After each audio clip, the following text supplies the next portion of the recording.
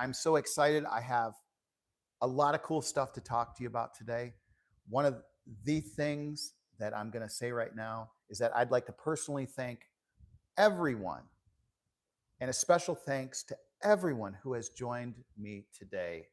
I'm so excited to share this episode with you. Today, we're going to be diving into something that we all crave, something we all chase, something we sometimes complicate way more than we need to. And that is called happiness. So I'm just going to wait another second here and let a few more people join before we get into today's live stream. I am just so excited. I can't wait to share this with everybody. So, as the title says, we're going to be talking about 5 very, very important steps that will shape a happy life. So,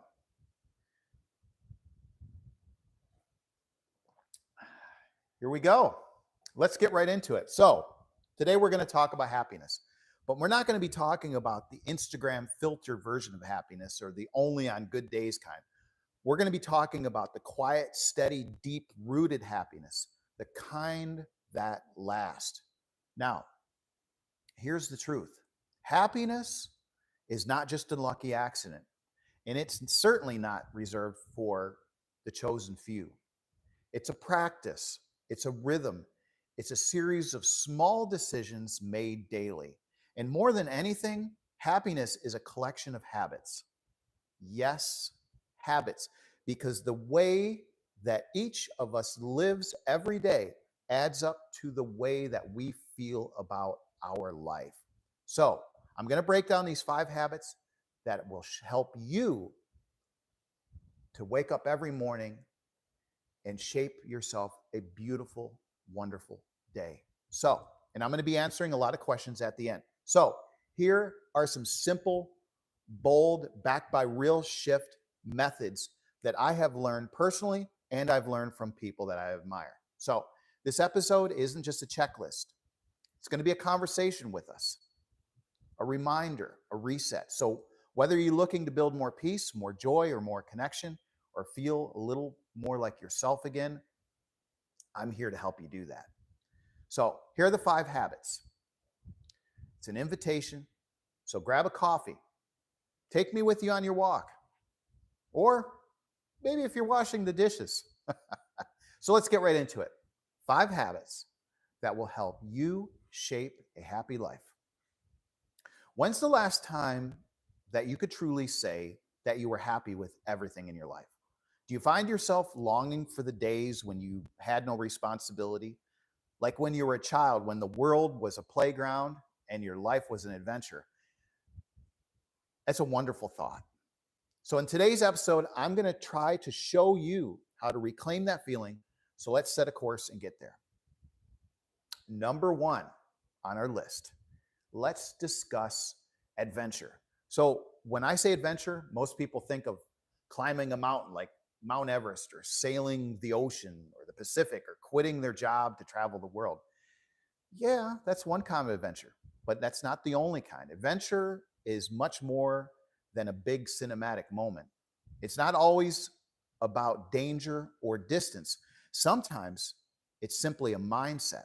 It's waking up in the morning and saying, today, I'm going to step into the unknown on purpose. Adventure is about walking into a tough conversation with an open heart. It's deciding to try something you've never done before, or something that you might fail at. It's choosing to believe in yourself, especially when it's hard.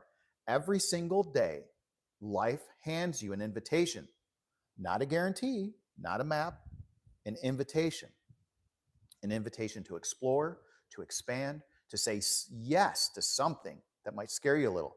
But because that fear, that is where the magic will begin. Because life, it isn't a straight line. It zigs, it zags, it twists, it turns. And the moments that shake you, they are not detours. They're just chapters. Chapters in a bigger story you are still writing. Who was it? I think Bob Bitchin said it. He said something I'll never forget. What was it? He said, there it is. Attitude is the difference between an ordeal and an adventure. Let that sink in. The moment that you shift your attitude, you change your story. And that delay, maybe it's not bad luck. Maybe it's a plot twist. And the loss, maybe it's not an ending. Maybe it's a setup for growth. And the fear, perhaps it's just a doorway you've been waiting to walk through. The unfamiliar, it doesn't have to be your enemy. In fact, it can be your greatest ally. Some of the best moments in life, like growth, love, courage, joy, they live outside your comfort zone. But you are the hero. You're not the background character. You are the hero in your own story. That's right. In the hero's journey, it always begins with a single uncertain step into the unknown. You don't need all the answers. You don't need the perfect plan. But here's what you need. You just need the courage to say, let's go. Say yes to the risk. Say yes to the mess. Say yes to the beauty of not having it all figured out yet. Adventure, it doesn't wait for you to be ready. It simply waits for you to say yes. So say it out loud, in your heart, in the quiet of your morning, or in the chaos of your evening. Say yes. Say yes to living boldly. Yes to failing and learning and laughing and trying it all over again. Yes to the wild, weird, and yes, wonderful ride that is your life. Because guess what? In the end, the difference between an ordeal and an adventure, it is not the situation. It's the story you choose to tell yourself. So choose wisely, choose joy, choose courage, and most of all, choose adventure. That's right, choose adventure. So I'm going to take a few questions if anybody has anything to ask me. If not, we'll continue forward. And it's a good time to get a drink. I have to tell you a little side bit here before we go on to number 2 on our list, which I can't wait to get into. This is a great topic. Is we started the live session earlier today, and I believe we got nearly halfway through it, and we realized the microphone was not on. There you go. So instead of like what many of us would do and say, you just have to laugh about it because what are you going to do? It's out of your control, something silly. I do take all of these live streams very, very seriously. So I do prepare very hard. And sometimes while doing that, you can forget the smallest of things, like turning the microphone on. As silly as it seems, it can happen. So without further ado, I'm going to take a quick drink here and we're going to get into number 2. Okay. Number two, that's right. This is sort of a magic. And it's a magic that you have with you at all times. But it's not something that you practice all too well enough. So, and what am I talking about? I'm talking about the magic of patience. It's not a topic that doesn't always get the best spotlight it deserves. Patience, it's not a flashy thing. It may not win you awards or trend online, but I'm here to tell you, it is a magic, a rare and powerful magic. And right now, it may be the thing that you need. Now, I know it's easier said than done because we do live in a world that celebrates instant gratification. One-click shopping, instant messages, streaming anything you want in seconds, same-day delivery, swipe left, swipe right, tap here, get it now. Does any of this sound familiar? We've all been conditioned to expect everything right now. But let me ask you something. Are the things that matter most in life really instant? Think about this. a strong relationship that takes years of love, listening, and learning, a meaningful career that takes effort, setbacks, perseverance, healing from heartbreak, trauma, failure. These things all take time. And your personal growth, become that person that you were truly meant to be, that, my friends, does not come with a tracking number. Moliere once said, trees that are slow to grow will bear the best fruit. Now, let that stand for a second, because what if the slowness you're experiencing right now, it isn't a delay, but a design? What if you're not falling behind, but actually becoming rooted deeper? The world tells you to rush, but life tells you to grow. Quiet, steadily, deep. When you plant a seed, you don't expect the fruit to grow the next day, but you water it, you nurture it, you give it sunlight, and in time, maybe, just maybe, you trust that something unseen is happening beneath the surface. That there is patience. It's not laziness, not passivity, not giving up. Patience is powerful, like I said before. It's kind of a magic. It's a strength under control. It's saying, I may not be there yet, but I trust the process. I believe in the journey. I believe in me. Now, listen, I get it. Waiting can feel like the hardest thing in the world when everyone else seems to be getting ahead, when you're putting in all the work and nothing seems to be shifting, when life is asking you, hold on longer than you want. You know, it's easy to start doubting, easy to start comparing, like you've just missed the moment. Does this sound familiar? But let me remind you of something. You don't need to rush into what's meant for you. What's yours is already finding its way through timing, through lessons, through opportunities, perhaps still unfolding. Your job isn't to force it. Your job is to stay ready, to keep growing, to keep becoming. Think about a bamboo tree. You water it, you care for it, and for years, nothing. No visible growth. It looks like you're failing. But beneath the soil, it's building a foundation strong enough to support what's coming. And then one day, seemingly overnight, it shoots up 1 foot at a time. That's not magic. That's patience rewarded. And you're no different. The time you're waiting, it's not wasted. It's working. It's preparing you for something you're going to be proud of, a future version of you that's going to look back and say, thank you. Thank you for not giving up. Thank you for trusting. Patience is not the absence of action. It's aligned with faith. It's waking up every day, showing up even when the results haven't arrived yet. Think about the greatest athletes, the most iconic creators, the strongest relationships. They all have one thing in common. They were all built over time through repetition, through discipline, through 1,000 tiny little steps that nobody ever saw, but each one of them mattered. So to you, the one feeling of being stuck or slow or unsure, hear me, you're not behind. You are becoming. The root system is growing. The foundation is being laid. The character is being shaped. So breathe, stay steady, keep showing up, because the things that matter the most, they're not just worth waiting for. They're worth growing for. And when you arrive, not rushed, not burnt out, not broken, but ready, you won't just reach the finish line. You will have grown into the kind of person who belongs there, the kind of person who can hold the blessings without breaking under weight. So today, hold on, stay focused, and most importantly, trust.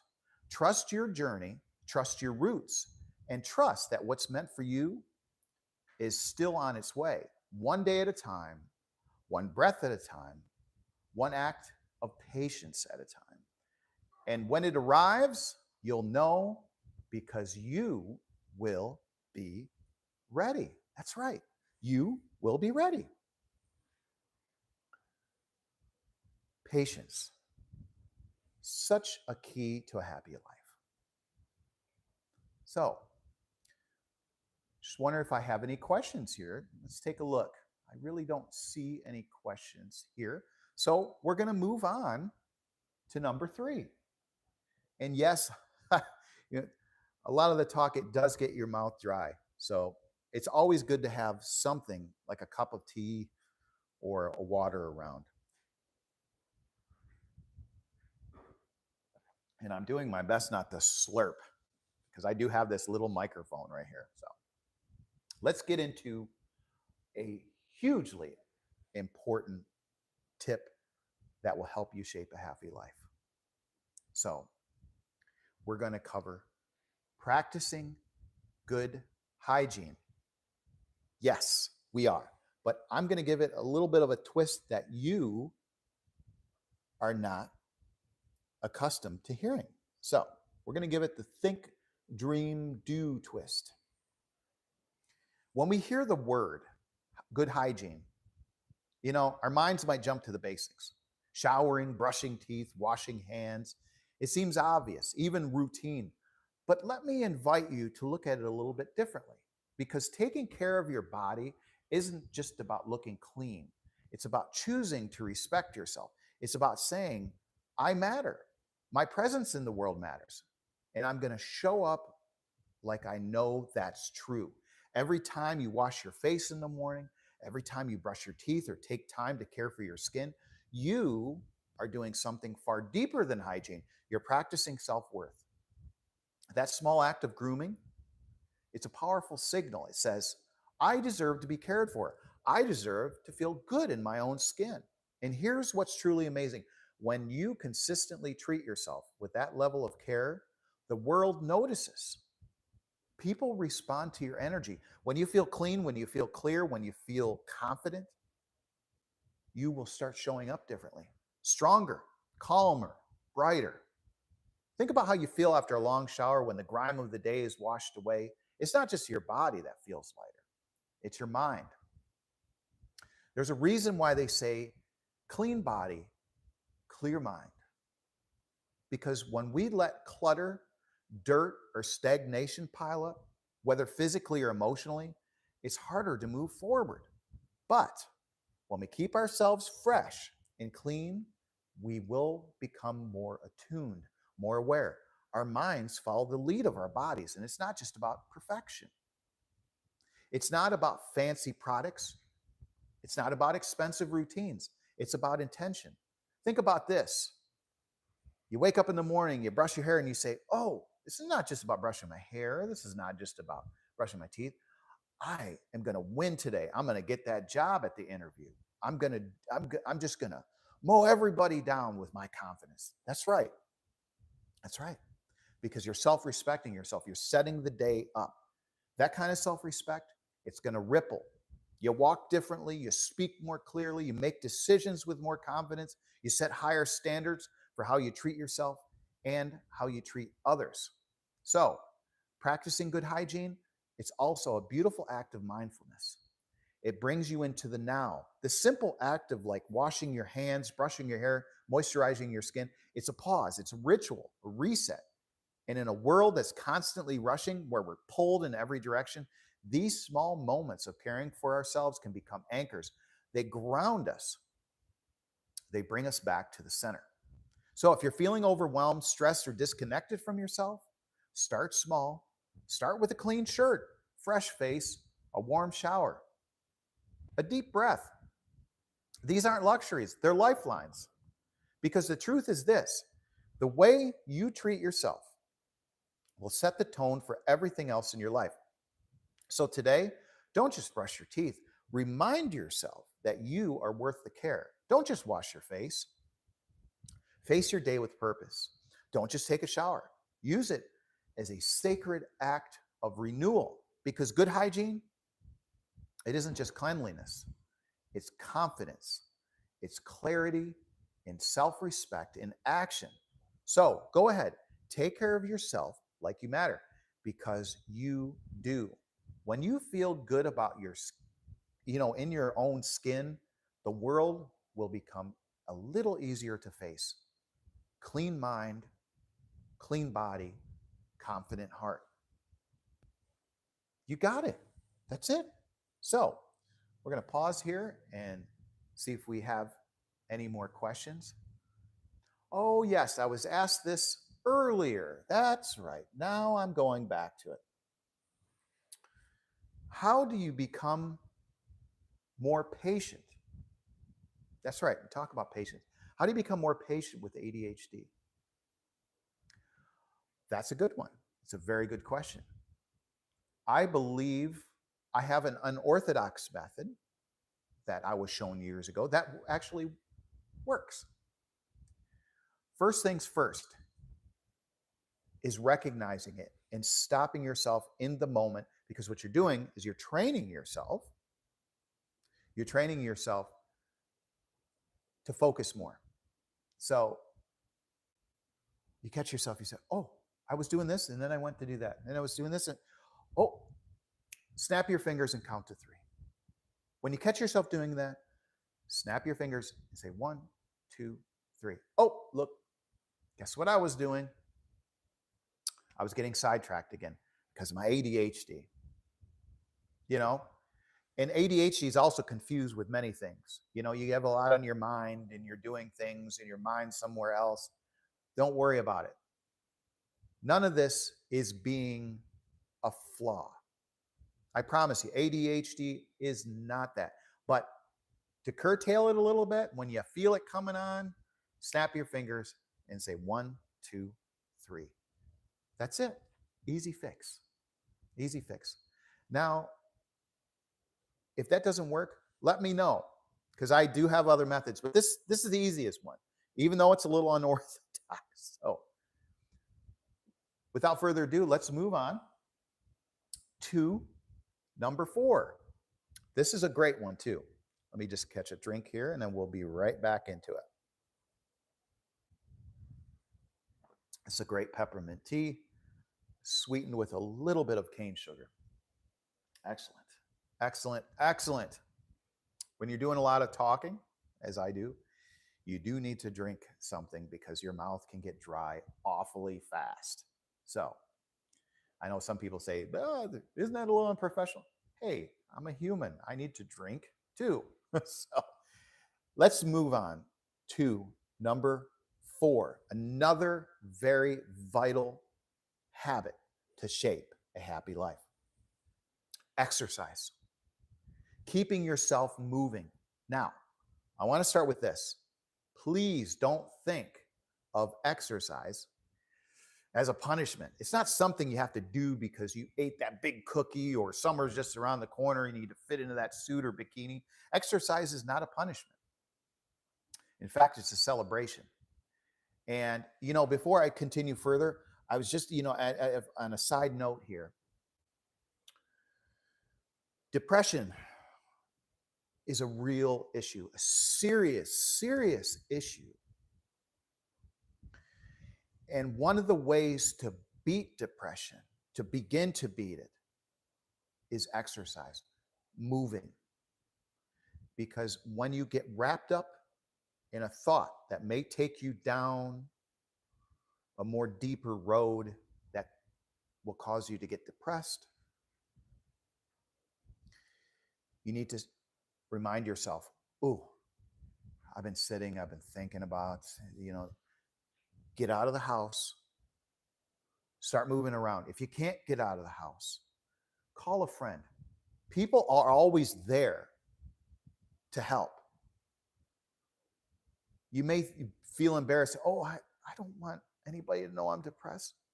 Hey, this is a serious thing. And we're all humans and we'd like to help one another. Although we may not understand exactly what's going on inside, the best thing to do is to talk about it. And most importantly, to move. Keep moving. Exercise. Exercise. Exercise is a celebration. We should all be celebrating that we can even move, because there are a lot of people in the world that would give anything just to stretch, to talk, to lift, to dance without pain, without limitation. And yet here we are able to move. What a gift that is. So today, I invite you to stop seeing movement as an obligation and start seeing it as a privilege. Hey, even just 20 minutes a day, a brisk walk, some light stretching, a dance party in your kitchen can completely shift your mental weather. And I just got a question here. How do I get into the frame of mind to wake up early to exercise? I love to sleep. Well, guess what? I think you should sleep as long as you like. Just the fact of knowing what you want to accomplish, you're already halfway there. So after you're done sleeping, you wake up, you get into that exercise you want.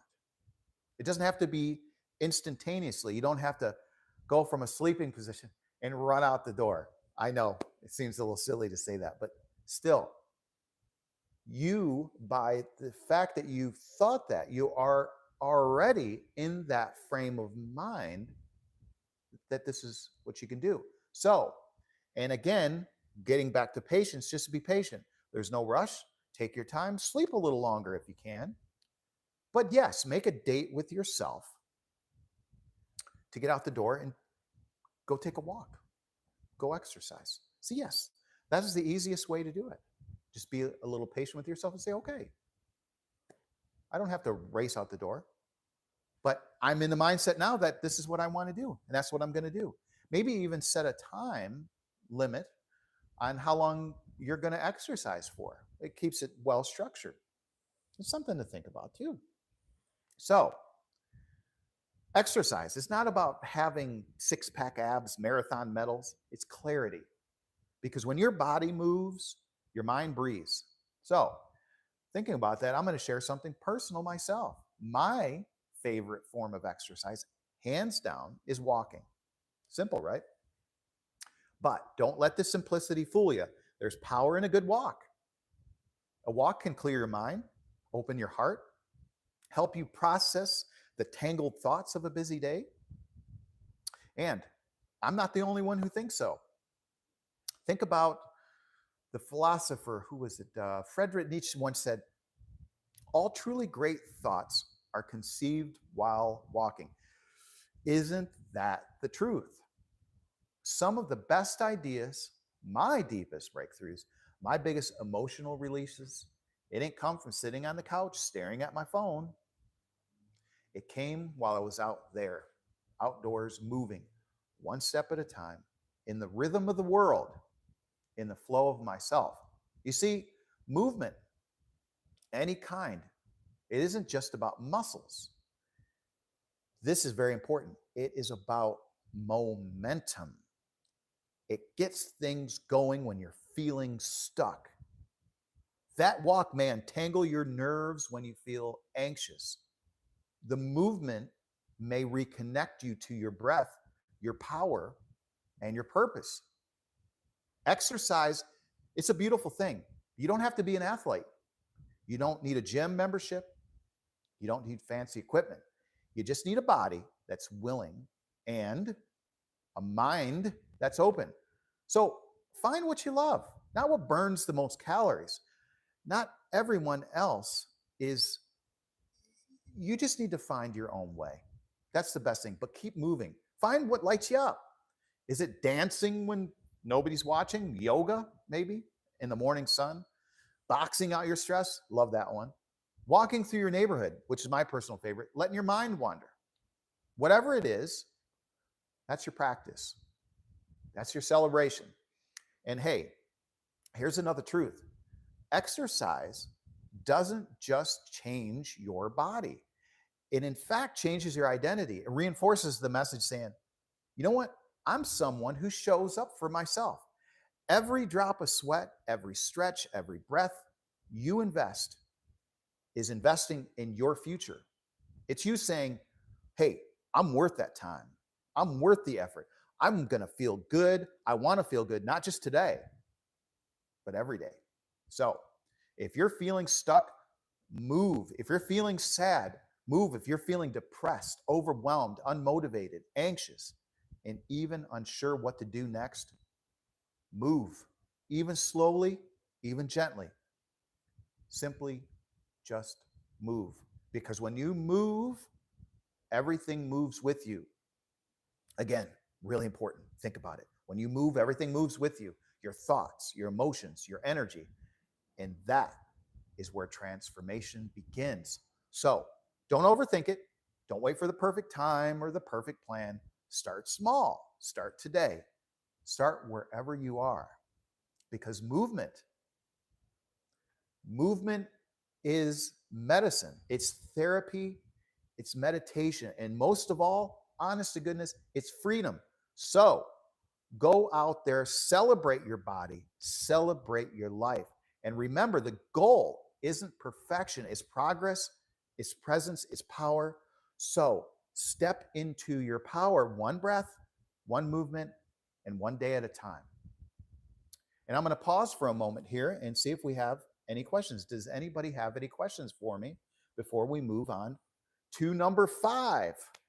And yes, if you're just joining us now, thank you so much for joining me today. It's so wonderful to have you here on a nice Sunday afternoon or Sunday evening, wherever you're at in the world. Today, we've covered 4 of the 5 topics that will shape a happy life. And they will also be in the notes, in the description. If you have any questions for me, please at any time just make a comment. I'm going to be putting the email address out there so you can email me anytime you have a question about anything. Yes, some of my answers may seem a little unorthodox, but I promise you that they work. And they may not be instant fixes, but they may just be the seed that you can plant that will help you grow into whatever you want to accomplish. I promise you, it will work, but you have to believe in it to be true. That's right. Like my friend, I just came back from Jamaica. He said, "Man, you must believe it to be true." I said, "Oh man," I said, I just love that, because that's what it is. It's about believing in yourself, believing it to be true. So, without further ado, we're going to move on to number 5.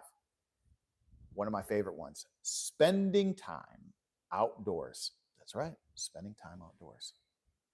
So, we live in a world filled with screens. I'm looking at one, scrolling, deadlines, noise. It's easy to forget simple things, something grounded, something ancient. Guess what that is? No magic answer. It's the outdoors. That's right, the outside world, the place beyond the 4 walls of your home or office, the space behind the glare of your phone or laptop screen. Nature, pure, untamed, wildly beautiful. It's your reset button. That's right. Let's pause for a second. Think about this. When was the last time that you stood under a big open sky? When was the last time you felt the sun warm your skin, or listened, like really listened to the wind rustling through the trees, like soft whispers from the earth itself? It's not just scenery, it's therapy, it's soul care, and it's clarity. It's a sacred place where your mind can breathe, your heart can slow down, and your spirit can remember that it belongs to something far bigger than spreadsheets, social media, or stress. Because sometimes the best way to move forward is to simply step outside. It doesn't have to be a big mountain trek or wild wilderness expedition. It's just simply opening your door and letting the sun greet your face. That can be enough. How about this? Take your shoes off and just run through the grass barefoot. Feel the texture under your feet, the coolness of a morning dew, the richness of earth. Let your body remember what it's like to be part of nature, not separate from it. Who was it? John Muir once said, what was it? The winds will blow their own freshness into you, and the cares of life will drop off like autumn leaves. Isn't that a beautiful truth? Because the outdoors doesn't demand anything from you. It simply just invites you. Come out, slow down, to listen, to be. See, when life feels loud and the pressure's too much, nature will give you space. It will give you peace. Your anxiety that clouds your mind, and when every thought is spinning, nature is going to offer stillness. So when you feel lost, disconnected, uncertain who you are, where you're going, nature will gently whisper, You are enough, just as you are. Come home to yourself. That's right. And let's talk about the science of it. Time spent in nature is proven to lower stress hormones, decrease blood pressure, boost your mood, increase creativity, and improve sleep. It literally changes your entire brain chemistry. Even 10 minutes outside can be a game changer. So, it isn't a luxury. It's not a nice to have for people with extra time. It's, in fact, a necessity. Your mind, it needs the sky. Your soul needs the sea. Your lungs need the fresh air. And your heart, it needs the reminder that the world is wide and you are not alone. And that life doesn't happen at full speed all the time. So, go outside. Take a walk in the park. Sit under a tree with your thoughts. Watch a sunrise. Watch the sunset or the stars poking holes through the night sky. Listen to the birds. Smell the rain. Feel the wind. Let your senses come alive. Let nature do what it does best. Heal you, calm you, call you back to what matters. Because out there in the fields, in the forests, along the shorelines, that is where peace lives, my friends. That is where you will find your center again. That is where you'll remember that your life is more than your schedule, more than your emails, more than your to-do list. The world isn't just your screen. It's the sky and the soil and the sun and the stars. So go meet it. So today, I challenge you, no matter how busy you feel, step outside today, even if it's for 5 minutes, even if it's just your backyard, the back street outside of your house. Let the world remind you that there's beauty everywhere and there's life waiting to be felt, and that there's always room to breathe. Reconnect, recharge, reignite, because the answers you're looking for, they're probably not in your inbox. They might just be outside your front door. I want to thank everybody for joining me today as we cover the 5 habits that shape a joyful life. Join me next time as I cover another 5 vital habits. It'll be next week. And listen, if you're on a journey to grow, heal, or rise, we will walk this path together. Hit the subscribe button, and I look forward to seeing you again. Thank you so much for joining me. And at any time you have any questions at all, please feel free just to add a comment. I will always return comments. And again, be looking for that email.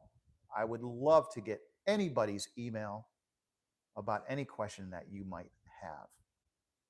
Because my intention, again, is to help you grow, heal, and rise.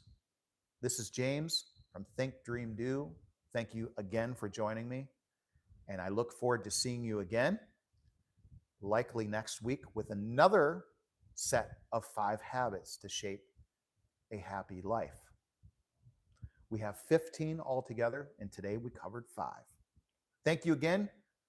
Have a blessed day, and I will see you next time. Bye-bye for now.